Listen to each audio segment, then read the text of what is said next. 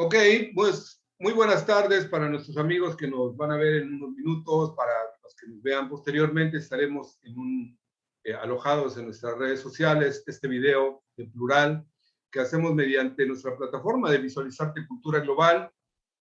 Hoy tenemos en esta reunión, en este conversatorio, tenemos a tres personalidades: el señor Pablo Silva, músico, cantante, gestor cultural desde Rancagua, Chile. También está el profesor catedrático de la Universidad Intercultural, Ulises Fierro. Bienvenidos ambos. Y en unos minutos estará también la licenciada Mayusa, especialista en Derechos Humanos. Mi nombre es Pablo Martínez y pues vamos a tener la oportunidad de platicar el tema de derechos culturales. Quisiera, en este caso, que nos permitieran ustedes compartir el tema, cuál es el concepto que tenemos cada uno de nosotros y la forma en que podemos abordar los derechos culturales en los tiempos actuales. Maestro Ulises. Bien, los derechos culturales son parte de los derechos humanos, ya de las generaciones un poco más recientes de los derechos humanos, y bueno, pues se van estableciendo a través de convenios entre países. Estos convenios, bueno, señalan una serie de obligaciones del Estado, una serie de beneficios para los ciudadanos y que de alguna u otra manera protegen su derecho a la cultura. Ahí sí ya hablar de qué es entonces cultura, bueno, tendríamos que irnos directamente a la referencia por lo que se define, tal vez desde la UNESCO, pero siempre sí es, bueno, es parte de todos estos tratados internacionales que se le van exigiendo a los países desde hace varias décadas, como el derecho a la salud, la protección a los grupos vulnerables, el derecho a la vivienda, igual que los otros derechos. Bueno, también los seres humanos tenemos derecho a tener y adscribirnos a una cultura, y por supuesto, bueno, pues los países van creando leyes, y obviamente también reglamentando esas leyes para poderse aplicar. Excelente, maestro. Buen inicio para abordar el tema. Los derechos culturales como una práctica universal, como una forma de abordar que todas las personas tengan la oportunidad de gozar de sus derechos, los derechos a la cultura en este caso, por ese el tema. Pablo Silva, desde Rancagua, Chile, los derechos culturales, ¿cómo los percibes y cómo los estás, en tu caso, interpretando y promoviendo en tu comunidad? Bueno, tal cual dice el maestro, eh, palabras que me alegran escuchar de un catedrático mexicano. La cultura debe ser un derecho natural, y lo es así.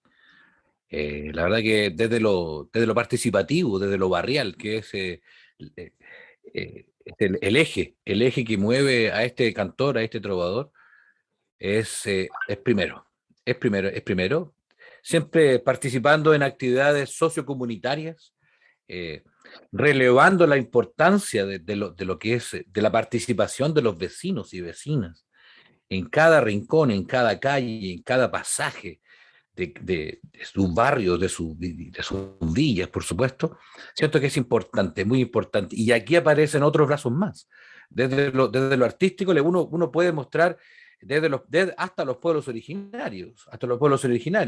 Y ahí aparecen vecinos que vienen con un árbol genealógico, que vienen con unos colores hermosos de pueblos originarios que no han sido, en cuanto a sus pares, sus vecinos, no han sido, no han sido testigos, no se ha mostrado porque la cultura de ahora, lo que se está imperando ahora es que los pueblos originarios se mantengan allá y vayan a verlo allá y vayan a verlo allá, y están por todos lados, es parte de los vecinos, digamos, y vecinas. Ha sido muy entretenido, ha sido muy profundo, unas conversaciones. De hecho, desde lo musical he tenido que armar repertorio de acuerdo a los vecinos que estamos visitando, estamos porque somos un equipo grande de personas que me están apoyando esta música en tu barrio, que llevamos 15 años trabajando ya en los barrios de mi Rancagua, y hemos estado trabajando en otras comunas cercanas a Rancagua, por ejemplo, Machalí, Granero, son comunas que están ahí, y otras Chimbarongo, y otras que se están invitando y ya me están llamando porque también sienten el llamado, que es muy necesario y hasta vital en algunos sentidos, porque no se sienten escuchados varios vecinos y vecinas, porque vienen con algunos colores de algunos pueblos originarios, y que, ojo, y no es menor, o sea, para mí no es menor, que ellos se sienten desplazados, así, muy desplazados, y esto no es así. El Ok. derecho a que un niño tome una guitarra es un derecho. Ok, Pablo. En el caso, por ejemplo, de los derechos culturales, estamos pensando también la parte de definir que eh, lo comenta el maestro Ulises Fierro, la cultura. La cultura como parte de la acción del ser humano. Y en este caso lo podemos traducir de inmediato a las artes. El derecho a que la sociedad debe de tener acceso a las artes, el acceso a la parte de educación, a la parte también de la defensa de su patrimonio cultural. Los derechos culturales, maestro Ulises, tendrían que ser una asignatura y en su caso tendría que ser una asignatura desde qué nivel escolar.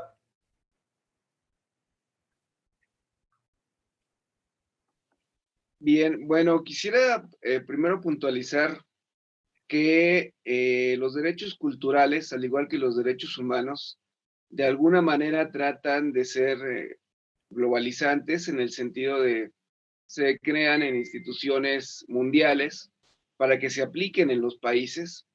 Sin embargo, bueno, esto mismo, pues caemos en un peligro de globalizar algunos de los derechos que, bueno, mucha gente dice que, bueno, son derechos básicos para el ser humano.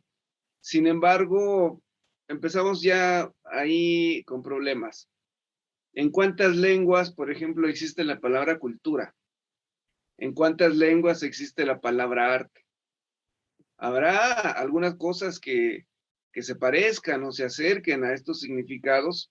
Sin embargo, bueno, pues este es el peligro precisamente cuando queremos globalizar el derecho, porque entonces estaríamos excluyendo a los pueblos que no tienen estas lenguas o estas palabras o que no tienen estas definiciones. Es como, por ejemplo, ahorita, bueno, nos hablaba el compañero de Rancagua desde Chile. ¿En cuántas lenguas aparece la palabra música? Hay pueblos indígenas que tienen una palabra para música instrumental, otra para música cantada.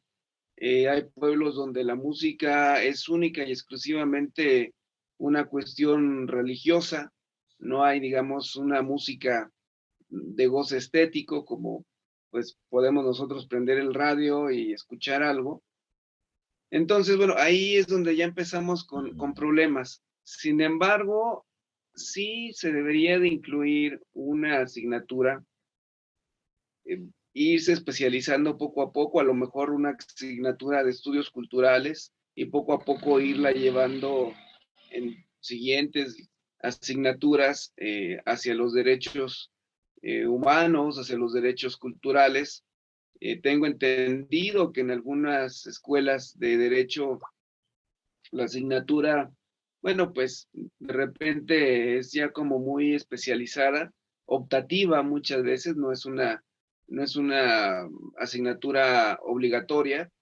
Y por otro lado, bueno, hay carreras como algunas de los internacionalistas, relaciones internacionales, que en su gama de tira de derecho, bueno, pues a veces incluyen el derecho cultural, como pueden tener, no sé, derecho administrativo, derecho, no sé, que nos ayude a saber las normas de un país para poder comercializar con otro, en cuanto a los tributos de las fronteras, en fin.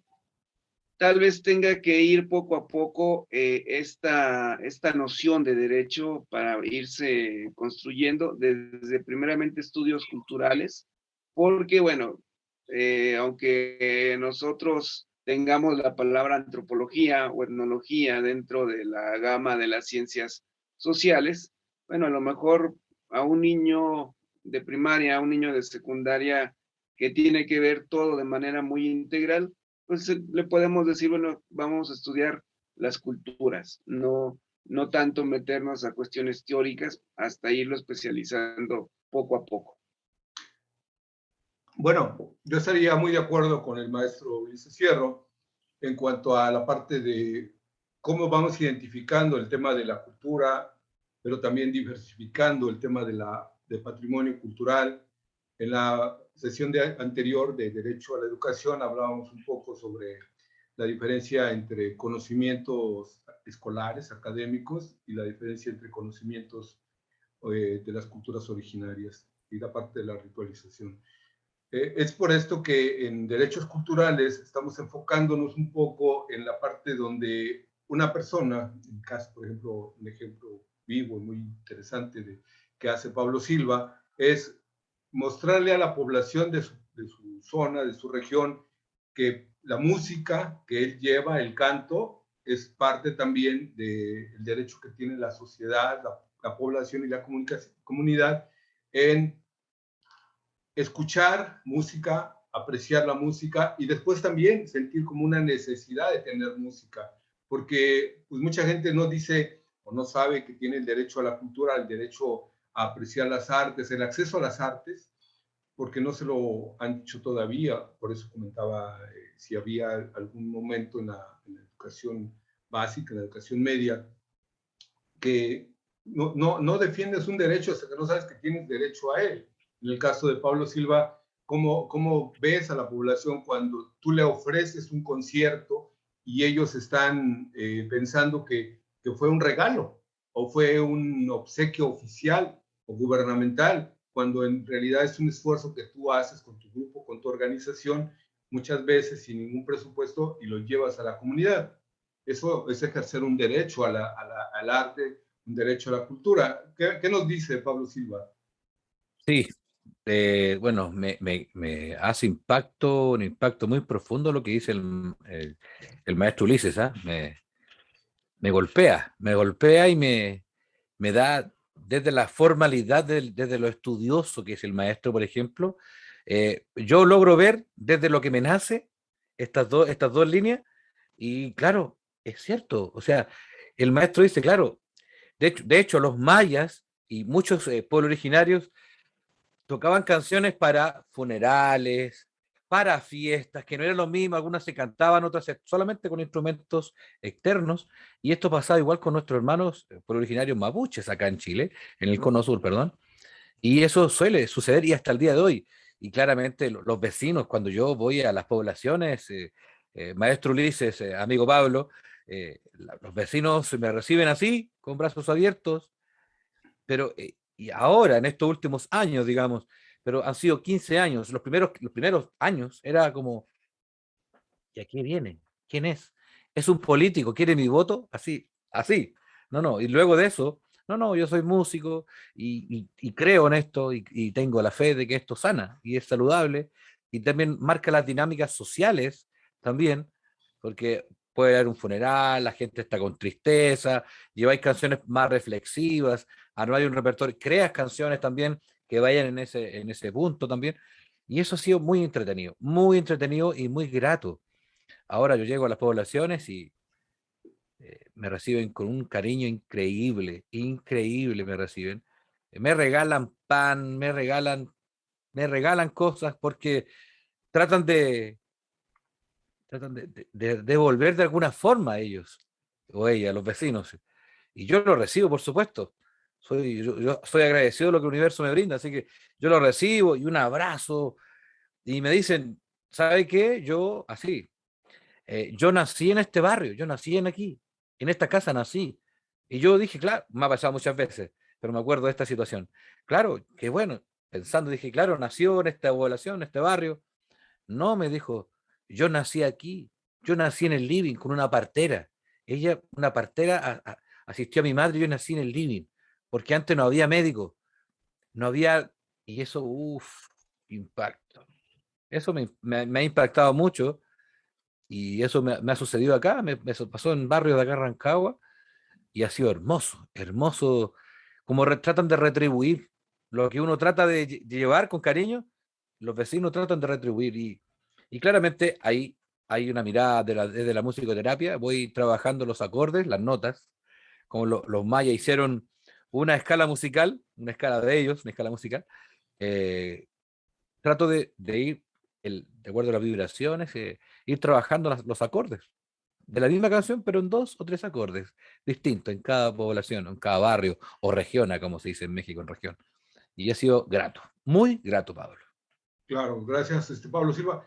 Maestro Ulises Fierro, cuando ustedes son miembros de un segmento de la población, profesores universitarios, que están ahora trabajando en la región purépecha, donde la población también posee grandes cantidades de experiencias, de expresiones, de un gran patrimonio cultural como es la cultura purépecha, ustedes se encuentran con la diferencia o a lo mejor con la controversia de ¿a qué vengo? ¿Vengo a culturar o vengo a la reivindicación de los derechos de esta cultura originaria a expresarse, crear, consolidar sus propias expresiones y ellos mismos, en su propia formación, tomen esas decisiones que ustedes llegaron y tomaron? ¿Cuál sería la experiencia, maestro Ulises? Sí, bueno, primeramente, antes de contestar la pregunta, me gustaría hacer un comentario a lo que nos comentaba el compañero. Hay que entender también que cada cultura viene de un proceso histórico. Y bueno, de repente, pues obviamente la gente mapuche en su historia, al verlo, a lo mejor no pensaba que era artista o músico, sino político, pero es que es la propia historia de los mapuches que demanda ver a la gente de fuera como alguien peligroso, por decirlo Claro, de alguna claro. manera. Por otro lado, digamos, ya en mi quehacer como profesor, bueno, sí, los objetivos de la carrera de arte y patrimonio o las carreras como desarrollo sustentable, la idea es de que los alumnos puedan realmente empoderarse de con los propios saberes colectivos de las comunidades, que aprendan a respetarlos, que aprendan a dialogar con esos mismos saberes. Y bueno, aquí sí entraría la palabra ética, que también pues se les remarca mucho a los alumnos, de dar siempre el crédito al artesano, de dar el crédito al músico, para poder hacer sus estudios. Yo creo que una ciencia sin ética no es ciencia. Mm. Perdón. Ok. La experiencia de las universidades interculturales traen una postura de la interculturalidad, una postura que a veces se ha leído, se ha reconocido como parte de un neoindigenismo, una parte donde la población de alumnos está encontrando tal vez una postura en lo profesional, en su proyecto de vida, y estaría terminando de formar parte de una tendencia que el doctor Carlos Andrés Fábregas planteaba, esa disyuntiva de en qué momento se encuentra esta tendencia de las universidades interculturales, en momentos en los cuales las poblaciones originarias están tomando otros nuevos protagonismos. Maestro Ulises, ¿en qué postura se encuentra el trabajo en el cual ustedes están desarrollando?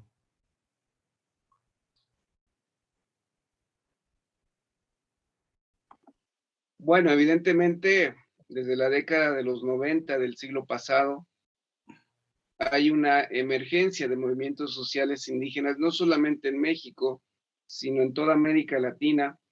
Por un lado, con el antecedente que tenemos de la madre de todas las autonomías, que es la madre,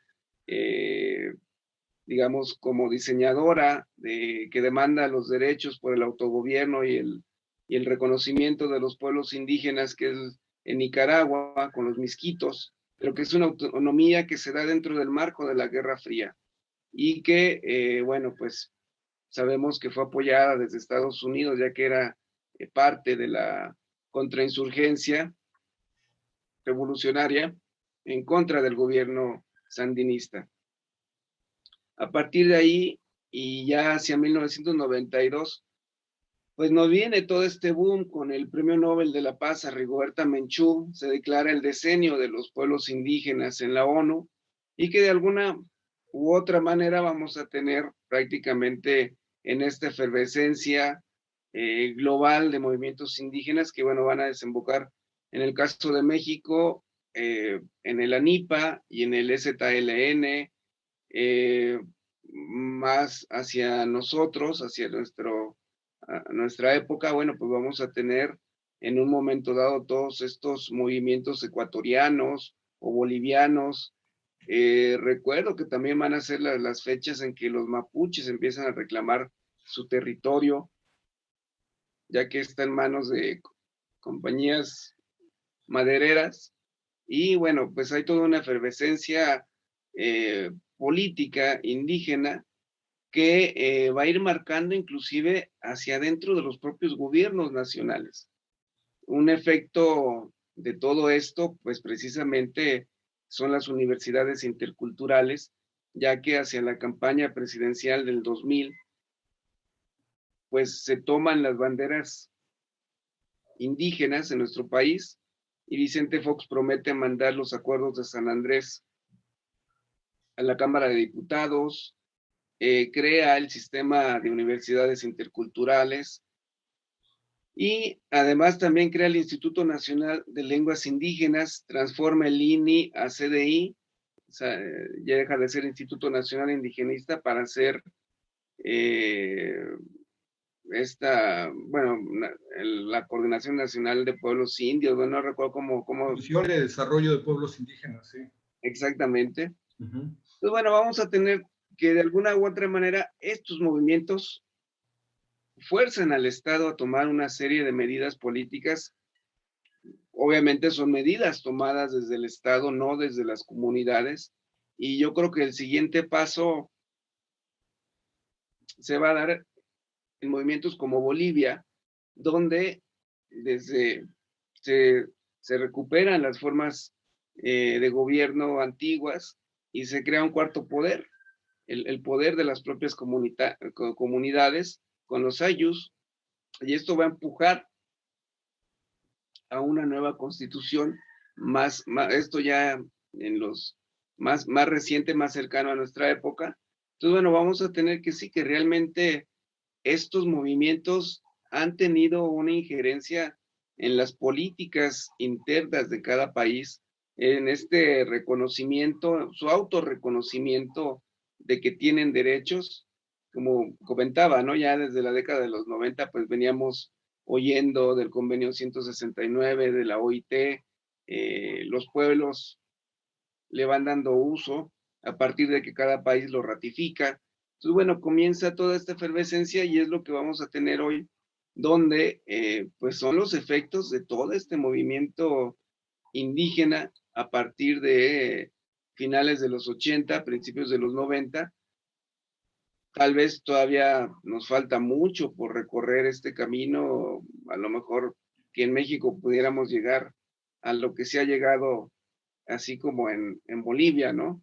Que se reconoce el gobierno nacional, el gobierno departamental, el gobierno municipal y por supuesto las propias comunidades. En México creo que poco a poco se ha ido trabajando. Desgraciadamente es el gobierno quien ha asumido estos retos, pero los ha asumido porque los pueblos han venido empujando. Tenemos el caso de una de las primeras reglamentaciones estatales, la Ley de Derechos Indígenas de Oaxaca, que era anterior al 92. Y bueno, en el momento de que se levanta el EZLN, curiosamente, la ley pasa en el estado de Oaxaca y va a ser la primera ley de autonomía estatal, pero pues porque ya los pueblos venían empujando, el gran empuje que da el ejército zapatista, pues obviamente hace que la ley pase bastante rápido, pero bueno, si no fuera por esta emergencia de los pueblos, no tendríamos mucho de lo que tenemos hoy, que desde mi punto de vista aún falta mucho por construir. Simplemente no tener un territorio como los pueblos mapuches que estén o que esté en manos de compañías madereras. Bueno, pues empecemos por solucionar este tipo de situaciones, ¿no? Ok, maestro, traduciendo un poco el tema de la realidad mapuche. Hace algunos años, platicando con algunos investigadores, se estaba buscando la forma de entender cómo se estaban dando los procesos de marginación, sí a la población indígena mapuche, pero también a la población que no se asume como indígena. En el caso, por ejemplo, población marginada, población proletaria, clase trabajadora, que tampoco se ve beneficiada por los programas oficiales que benefician a poblaciones específicamente indígenas. En el caso, por ejemplo, Pablo Silva, donde se está metiendo, hay una distinción también con población marginada que no necesariamente es indígena.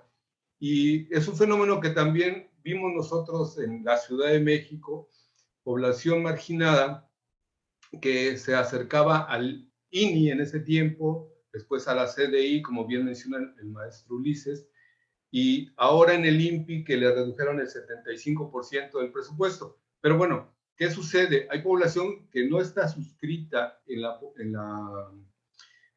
la autoascripción de ser indígena, y sin embargo está marginada. Pablo, ¿cuál sería tu impresión de esa población de clase trabajadora? Tú que has entrado también a las minas, a trabajar con gente que es trabajadora, pero sin embargo, sin estar dentro de la autoascripción de ser indígena. La verdad que, así como tú lo bien decías, Pablo, he tenido la oportunidad de ir de cantar en la mina subterránea más grande del mundo, por ejemplo, donde me encontré con trabajadores que las condiciones de trabajo son pero durísimas. Y una empresa que está ocupada, no se preocupa, se ocupa por sus trabajadores, me contrató para ir a cantar varias veces, recurrentemente todos los años voy a cantar a su punto de trabajo. Y esto resultado hermoso, hermoso, porque cuando tú vas y digo por experiencia, voy a cantar ahí al pique, digamos, al pique, un subterránea, el Teniente se llama esta mina, que está acá en la región de O'Higgins, en esta linda región de O'Higgins, y ahí, claro, me encuentro con la realidad del trabajador, ese trabajador que está todo el día bajo el cerro, todo el día, y llega a la casa, duerme un par de horas, y luego al otro día vuelve de nuevo, o sea, que no tiene vida social, así no tiene para ir a visitar a un amigo, para conversar, no, ahí no está esos tiempos, no están esos tiempos. Vaya un contador de historias como este trovador, aquí me disocio un poco, como vaya este trovador a contarle un par de historias, historias de un papá con un hijo, por ejemplo, historias de un hombre con un animal, con un caballo, a contar historias musicales. Eh, Esos hombres duros, porque son hombres que están muy aguerridos ahí, eh, te digo, los ojos llenos de agua es poco, ver hombres rígidos, verlos así verlos tan frágiles, eso es producto de esto, de sociabilizar las artes, de llevar la arte a un lugar donde, donde no está habilitado para eso, partiendo por la base, porque hay una cantidad de polvo increíble, cantando y uno ve cómo entra el polvo por tu boca y la nariz. Los ruidos, porque están quemando, dinamitando, digamos, ellos así le llaman quemando, el cerro va crujiendo y eso es enorme, Y siento que es un regalo para mí también. Ha sido un regalo esto, y claramente esa fragilidad que se ve en esos estos trabajadores, hombres y mujeres, ¿ah? Esos trabajadores, verlos tan frágiles en esos lugares, porque están llenos de su herramienta, de su coraza, digamos, ¿no? O sea, esa coraza del overol, del casco, de los lentes y todo eso, verlos tan frágiles y después que termino, dejo la guitarra a un lado y me quedo ahí agradeciendo y llegan ellos, una mano fuerte, con mucha fuerza y un abrazo que va al triple de apretado. Yo digo, ahí está apagado. Esto es intercambio. Esto es un real intercambio cultural. Es la realidad de ellos, mi realidad, la realidad que yo expongo a través de las letras, por ejemplo, de las líricas, ¿no? Esas historias que se van contando, se va armando un espacio de mucha sensibilidad, sensibilidad que nos persigue, pero no queremos detenernos a recibirla, digamos, algunos. Eh, y me quedo con lo que dijo el maestro Ulises también anteriormente, antes que se me olvide, por supuesto, de esta relación de los hermanos mapuches y las forestales. No, hasta que eso no se resuelva, no va a pasar nada con la dignidad de nuestro pueblo. Y digo porque, y de hecho yo les digo, muchas veces he tenido el regalo de encontrarme con ellos y cantarles canciones, y hasta ellos dicen que esta tierra no es nuestra. Ellos dicen que la tierra no es de ellos. La tierra nos permite, nos regala, nos brinda, dice. Y uno que el Winca le llaman, a los Wincas le llaman a nosotros, los Wincas, nos sentimos dueños de esta tierra. Y nos sentimos dueños. Y ellos que llevan mucho más años y tienen un respeto absoluto, pero un respeto absoluto con la madre tierra, no se sienten hijos de la tierra ellos. Se sienten hijos de la tierra. Y eso me emociona un poco porque es lo que está sucediendo en todo el cono sur, no solamente en mi país, en todo el cono sur. Claro.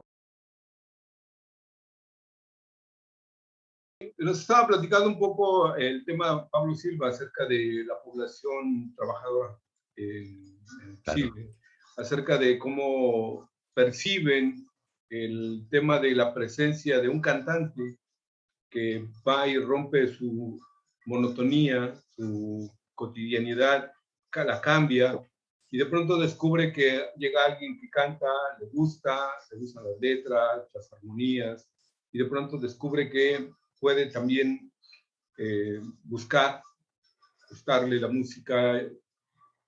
Tal vez fue una de sus primeras o una de las pocas veces que lo experimenta. En ese caso, institucionalmente, nosotros aquí en Cancún hemos defendido, acuñado la idea de que los derechos culturales no se solicitan, no se piden, sino se toman, se aplican, se ejercen, ¿no? Es el tema de, ok, están las artes, pero las artes no son para un segmento privilegiado, un segmento con una capacidad mayor o de mejor nivel económico, sino las artes son un derecho cultural, un derecho para todos, la música, la pintura, la poesía, el teatro. O sea, no está esta labor humana, esta actividad humana, cultural, le pertenece a la sociedad en conjunto. Y además, si lo vemos un poco todavía más profundamente, los teatros públicos, los foros, las instituciones, son financiados por la población en su conjunto. Por lo tanto, están hechos, construidos para atender y para llevarle, para proveer de arte y de cultura a la sociedad en general. Por eso el tema de hoy de derechos culturales. Maestro Ulises, en el caso, por ejemplo, de su experiencia como profesor, como gestor cultural en la ciudad en la que están, en Pátzcuaro, Michoacán, ¿tienen ustedes también parte de esta experiencia y en este caso inquietudes? ¿Cómo ven ustedes esta parte del ejercicio de los derechos culturales? Bueno, por un lado, hay que diferenciar muy bien, por ejemplo, entre el derecho a la cultura y la cultura del entretenimiento. hace poco de una universidad me preguntaban cuál eran los alcances o qué era lo que faltaba para la gestión de los grupos, por ejemplo, de música indígena. Y siempre hay una serie de elementos donde muchas veces a los pueblos indígenas se les trata, pues, como gente de segunda o menores de edad. Hace poco, bueno, y no solamente indígenas, las poblaciones populares también. El fin de semana hubo un espectáculo en Los Pinos con música de aquí de Michoacán, de la región de Tierra Caliente, y por ahí un investigador publicó algo donde, bueno, decía de que al músico tradicional, pues él daba a entender, ¿no? Que no había como mucho respeto al músico tradicional. Entonces, bueno, ahí uno se pregunta, bueno, sí, no hay una valoración de la música, del arte popular, pero por otro lado también, ¿qué es lo que quieren los grupos? ¿O qué es lo que quiere la gente? Muchas veces, en mi caso, como productor, cuando he tenido oportunidad de trabajar con grupos de música, bueno, pues exijo lo mínimo, el trato mínimo de en un momento dado, por ejemplo, si es un grupo de rock, que viajen como cualquier grupo de rock, solamente con sus guitarras y sus platillos. Entonces, quien contrata tiene que poner la batería, tiene que poner una serie de instrumentos, tiene que poner una serie de amplificadores y por supuesto darnos todo en cuanto a lo que se necesite de equipo, en cuanto a amplificación de sonido, de microfoneo, y bueno, ya si se puede en un momento dado, catering y otras cosas dentro del espectáculo. Obvio, esto a través de un pago también y en un momento dado también tiene que incluir un contrato. Pero bueno, esa es mi visión de qué quiero para los grupos y cómo quiero que se les trate. Claro, yo vengo de, digamos, de un medio más urbano, que conozco de todo esto, que de alguna u otra manera he podido trabajar desde adentro en festivales y que me he dado cuenta de esta discriminación, pero también esta discriminación tiene que ver en que a veces el músico popular pues no sabe, digamos, presentar su trabajo para poder ser contratado dignamente. Entonces yo veía ahí una falla cuando me preguntaba esta universidad, es la UASM, cuando me decías que los vacíos de la ley, yo les decía, es que no hay vacíos de la ley. Siempre y cuando haya un contrato de por medio, no hay ningún vacío de la ley. Ahora, ¿quién va a negociar ese contrato? ¿Y cómo lo va a hacer y en qué condiciones? Alguna vez me tocó ir con un grupo de rock chapaneco a Quintana Roo, precisamente, donde está la radio Maya, creo que es por Carrillo Puerto o algo así. No Radio recuerdo Shenka exactamente. de INPI, de CDI en ese tiempo, ¿no? Sí, y El obviamente grupo se como llamaba Lumal institución, Talk, me parece. sí, y como institución pública no tenían dinero, pero negociaron, bueno, no tenemos dinero en cuanto a un pago para los músicos, pero sí podemos negociar viáticos. Entonces, si nos hacen una presentación, nosotros podemos pagarles el hotel y las comidas un fin de semana y los paseamos por la playa. Entonces, bueno, ese fue el pago, ¿no? Esa fue la negociación. Como decimos en México, según el sapo es la pedrada. Y bueno, pues yo entiendo la situación de una radio como las del INPI, donde muchas veces no hay presupuesto. Entonces, bueno, obviamente ahí hay que saber muy bien hasta dónde es una cuestión de cultura, una cuestión de entretenimiento y qué quiere el músico.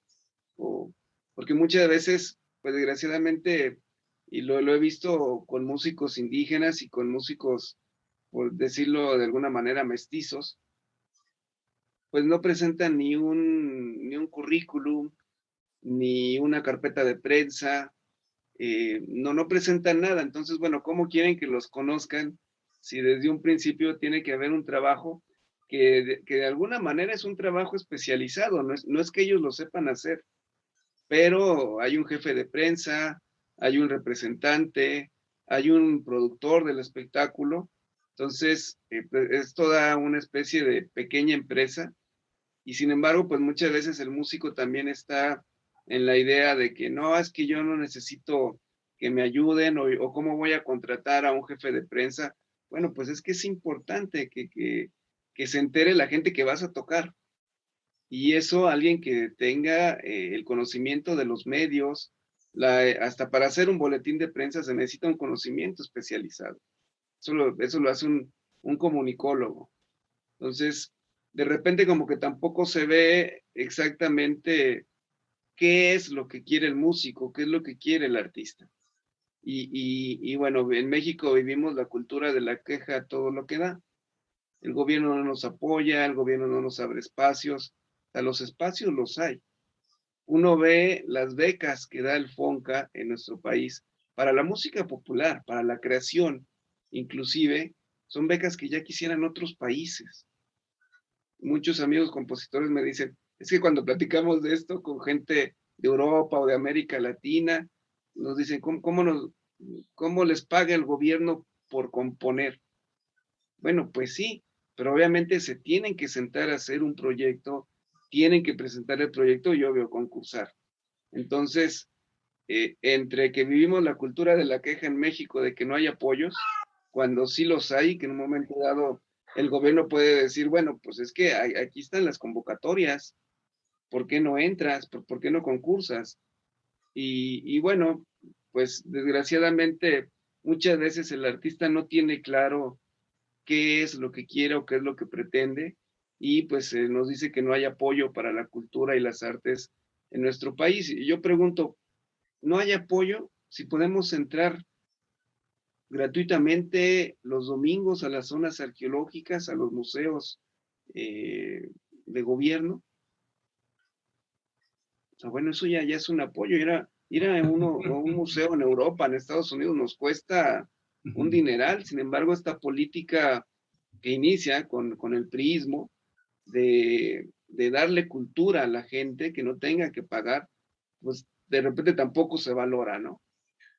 Maestro, estás exponiendo una situación que también acaban de publicar un texto acerca de los escritores. Decían, los escritores a falta de apoyo oficial y a falta de proyectos se están convirtiendo en emprendedores. Ellos se están volviendo empresarios de sí mismos, de su obra, de su trabajo.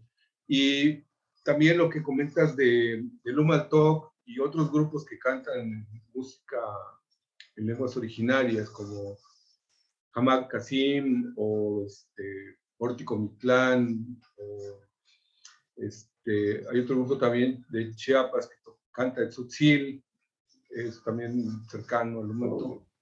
Santo Santiago de allá. Santo Santiago en Maya, sí, en Carrillo Puerto, por ejemplo. Bad Boy hace más hip hop, pero yo sí diferenciaría entre grupos que componen su propia música, sus propios acordes, y lo que hacen estos cantantes de hip hop que utilizan pistas, ¿no? O otra cosa. El tema de, por ejemplo, en José María Morelos está el Príncipe Maya, que él sí compone, escribe, toca la guitarra y canta, ¿no? Ha tenido experiencias aquí con mi amigo Pablo Silva, tocando y haciendo actividades. Digo, pero bueno, a lo que voy es lo siguiente. Cuando tú buscas el acceso, el derecho a las artes, como bien dices, y diferenciándolo como el tema de la recreación, porque una cosa es la cultura de masas, otra cosa es la cultura popular, otra cosa es el arte un poco más exquisito, un poco más academizado.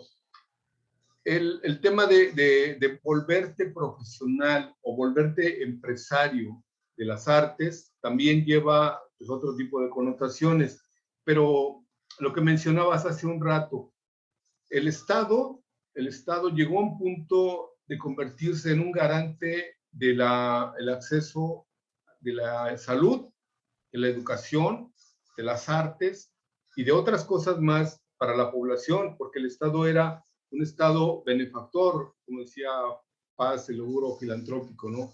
Le da todo a la población porque el Estado hegemoniza poder, economía, todos los aspectos. Ahora la sociedad genera sus propias propuestas, sus propias alternativas, y estamos viendo de qué manera la sociedad tendrá que hacer sus estrategias para acceder a las artes. Sí quedan algunos resquicios, como bien dices, los museos o algunos espacios públicos, pero por ejemplo, la experiencia con Pablo Silva o Pórtico Mictlán, que vinieron con nosotros, se tuvieron una gira por todo el estado, todo lo hicimos nosotros. No hubo una institución que les financió hospedaje, transportación, sonidos, espacios, foros. Pues lo tuvimos que soportar como sociedad nosotros. Él mismo, porque él pagó su boleto de avión de Chile a México, ¿no? Y luego un boleto o una transportación que logró conseguir de Cancún a Michoacán y regresar, ¿no? Creo que regresaste en Aventón, ¿verdad? Trajeron en una camioneta de redilas de Michoacán. Pero bueno, te digo, esas estrategias representan también parte de estos derechos. O sea, cómo nosotros como sociedad logramos acceder con la vía que tú acabas de mencionar, maestro Ulises, de volvernos emprendedores de las artes, de la cultura, ¿sí? de los eventos, o en el caso, por ejemplo, de Pablo, que ha sido un gestor independiente y ha buscado las formas para mantenerse en una gira permanente en los barrios con su propio equipo, transportándose de manera individual en sus propias capacidades, tocar en calles, en colonias, en barrios, en escuelas, e invitando de voz en voz, porque no hay una campaña de difusión para que se enteren de que Pablo Silva va a cantar en los barrios. Entonces, Pablo, ¿qué nos está deparando? ¿En qué punto estaríamos entonces en base a tu experiencia? Yo siento, bueno, me trajo todos los recuerdos de esta última gira, Pablo, que viajamos por todo Quintana Roo. Bueno, yo estuve en esa radio también que hablaba ahí el maestro Ulises. Sí. Estuve ahí también. Estuve en esa radio también. Bueno, y fuimos a Tulum, me acuerdo. Bueno, recorrimos harto, Holbox, Cozumel, ¿viste? Cozumel también. Nos Ahí, abrieron un espacio. sí, un lindo espacio ahí en la plaza, ahí mirando el mar. Sí, la verdad que vamos, como dijo un gran maestro de la música, vamos por ancho camino. El boca a boca, el persona a persona en el fondo es más potente que cualquier red, es más potente. Y eso es a ciencia cierta, o sea, esto yo lo he comprobado. Claro, al principio, como les decía, al principio iban 2, 3 personas, así como reticentes, ¿quién será? Y ahora no, ahora ya llenamos los pasajes, ya con avisar al presidente de la Junta de Vecinos, ya él se encarga de, ahora está la tecnología del WhatsApp, hey, viene Pablo Silva el fin de semana y los vecinos están ahí. Y eso ha sido grato porque se ha trabajado desde años, desde autogestión, desde la autogestión, de una autogestión profunda, simple y llena de cariño, por supuesto. Ha sido una autogestión que me ha traído hartos cariños acá.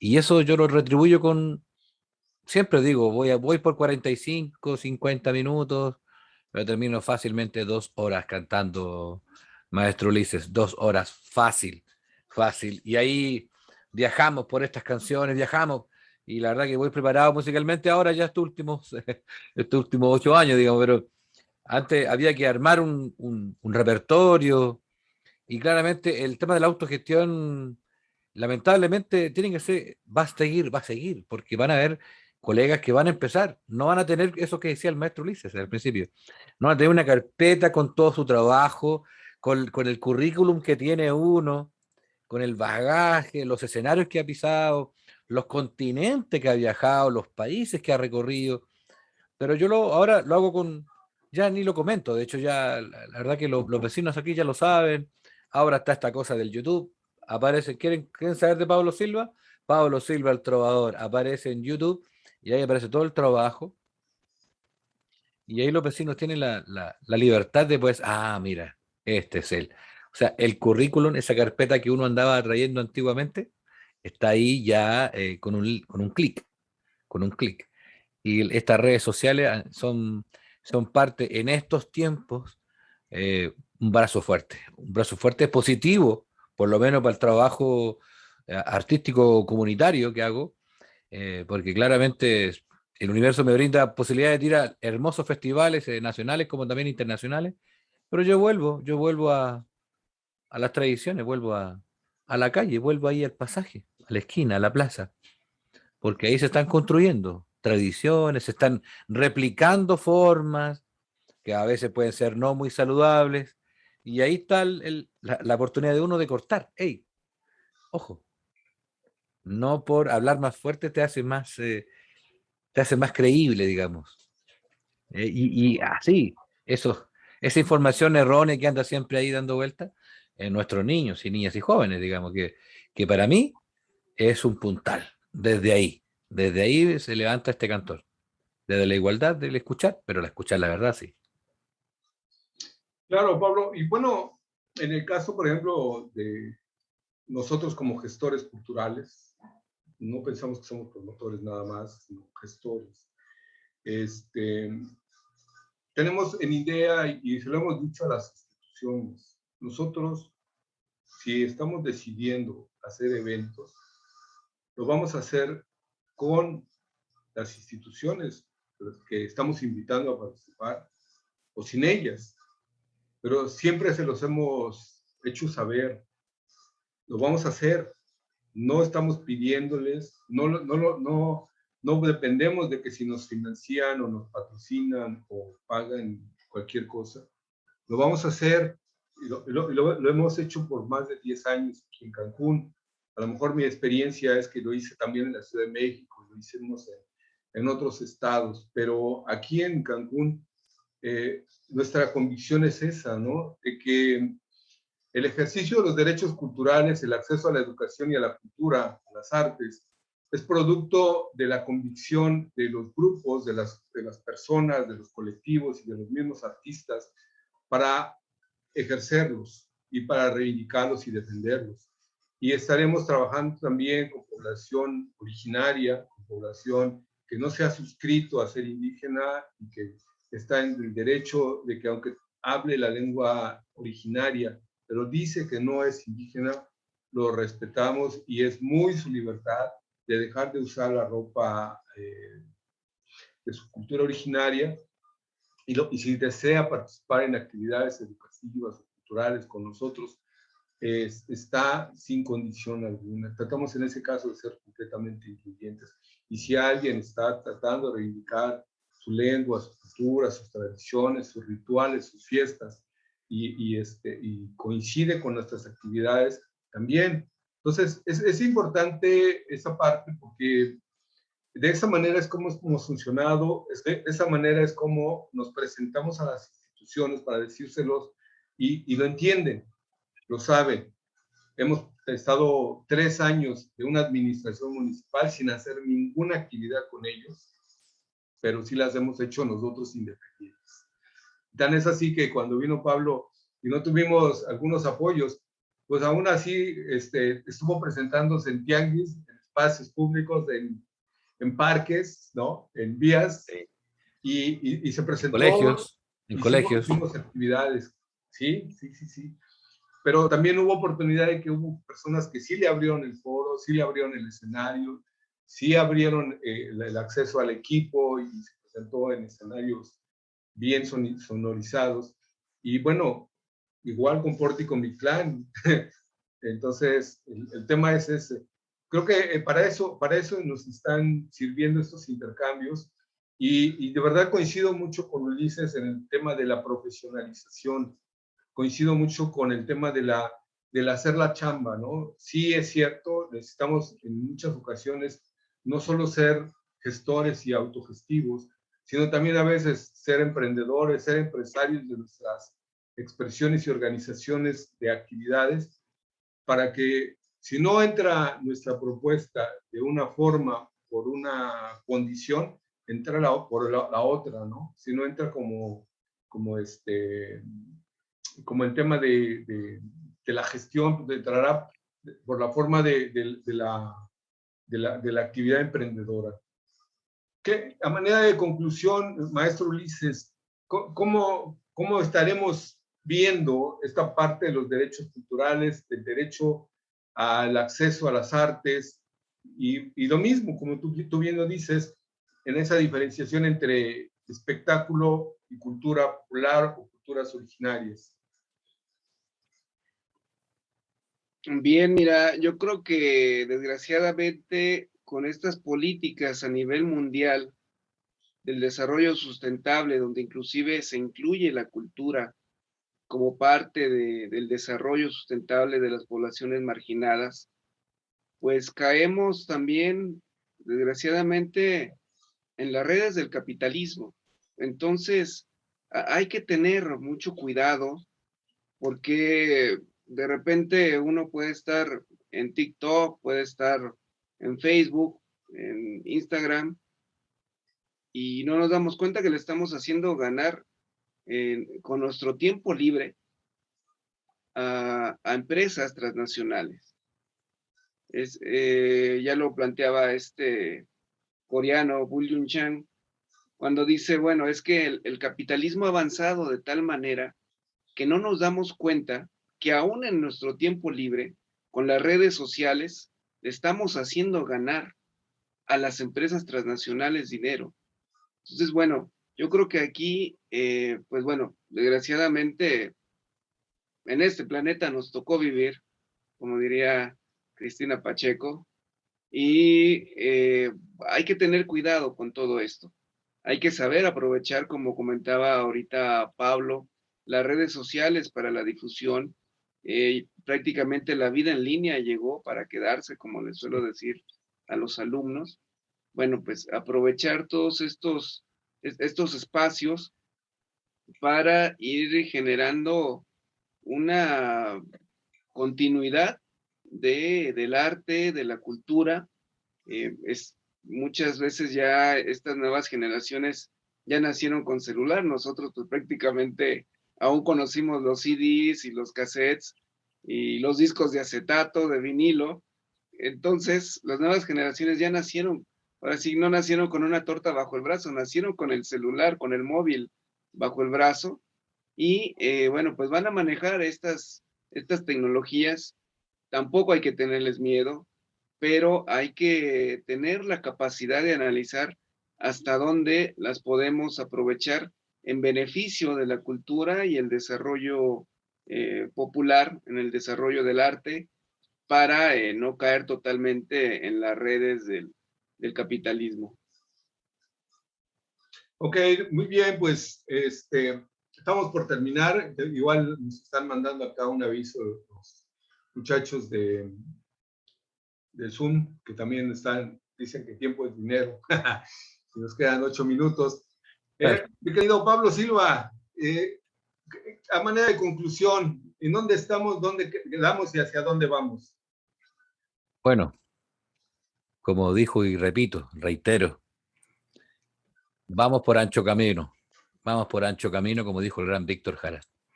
Vamos por un camino hermoso, un camino que se está sembrando, sí, seguimos sembrando y cosechando, pero es una siembra profunda, es un surco grande, que ahí está el capitalismo dando vueltas fuerte, pero la siembra es profunda y hermosa, y seguimos ahí, y agradezco a todas las autoridades de mi ciudad, por supuesto, por este voto de confianza y por mirar el trabajo silencioso que he hecho por estos poquito más de 15 años en las comunidades, en las poblaciones de mi Rancagua, y ahora otras regiones como Graneros también, y también Machalí.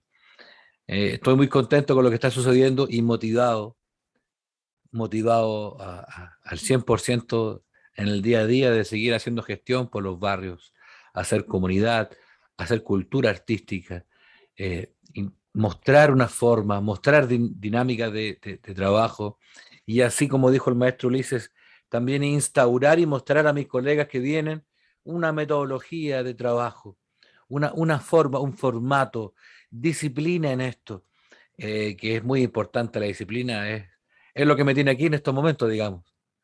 No solamente el cariño de mi gente, y de Latinoamérica y de Europa, pues es la disciplina y el cariño que tengo por mi trabajo.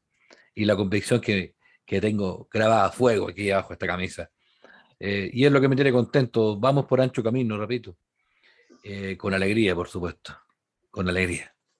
Pues solamente me queda agradecerles a ambos. Hace unos minutos me escribió también Mayusa, terminaba la reunión, no pudo acceder ya en el primer link, entonces ya a pesar de que le mandé el segundo link ya no fue posible.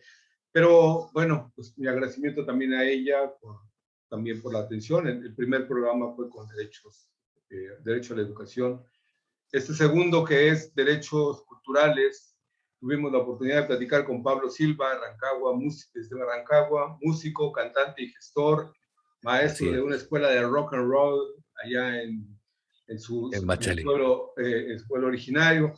Y pues también mi agradecimiento al maestro Ulises Fierro, que bien es cierto, él y nosotros dos también nos reivindicaríamos como los migrantes digitales. No somos nativos digitales, los niños, los jóvenes son los nativos digitales. Nosotros emigramos, llegamos un poquillo tarde a estos campos, pero no por eso también nos atrevemos a caminar por este ancho camino digital que nos menciona Pablo. Pues muchas gracias, un abrazo hasta Rancagua, mi querido Pablo Silva. Muchas gracias, Pablo. Maestro Martín. Gracias, maestro Ulises. Pablo Silva. Un abrazo. Gracias por la invitación. Un abrazo. Chao, maestros.